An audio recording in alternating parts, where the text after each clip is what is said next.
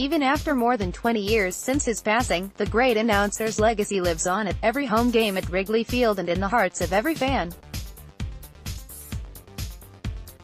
While Harry Caray began his broadcasting career that spanned 52 years, covering 5 Major League Baseball clubs, he is undoubtedly most synonymous with the Chicago Cubs. From 1982 all the way up until his final season in 1997, the immensely beloved Caray could be heard calling every Cubs game on WGN. Caray himself was a talented baseball player and a standout and was even offered an opportunity to play at the University of Alabama. In the midst of World War II, Caray declined to attend the college to help serve his country, enlisting in the armed forces. However, due to his poor eyesight, he was denied.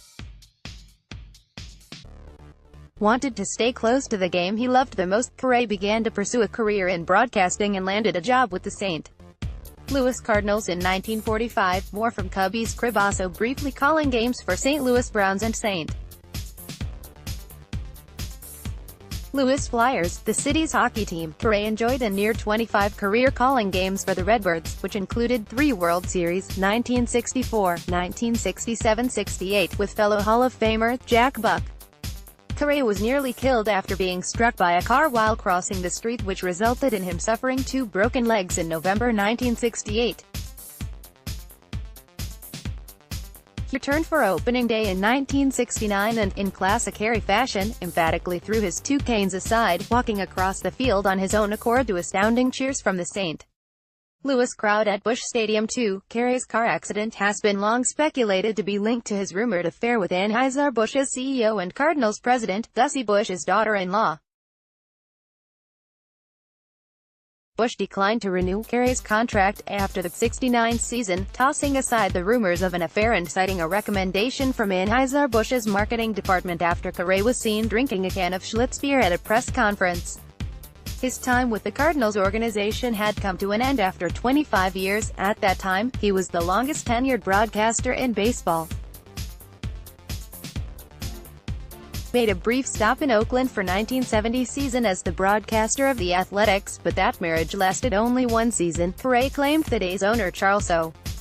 Finley and longtime announcer Monty Moore didn't appreciate his freewheeling, improvised approach to calling games and was a direct result of his one-and-done lone season in Oakland. Next, the beginning of a lasting legacy in Chicago. Page 2. Use your arrows to browse to mandatory credit. Jonathan Daniel, All-Sport. Caray fit right in with his new home in Chicago, joining the White Sox booth the following season in 1971. The fans loved him and became very popular with his jovial behavior amongst the masses of Southsiders, often being critical of the blunders committed by the hometown team. While the fans adored him, players weren't always too keen to his criticism. A dubious highlight from his time on the South Side came on July 12, 1979, for which is now known as Disco Demolition Night. In an effort to sell seats during a doubleheader between the White Sox and Detroit Tigers, the team enlisted the promotional help of local DJ Steve Dahl. Dahl insisted fans bring their disco vinyl into Comiskey, which then would be blown up in a crate located in center field following the end of the first game. The sold-out crowd went into a frenzy while the demolishing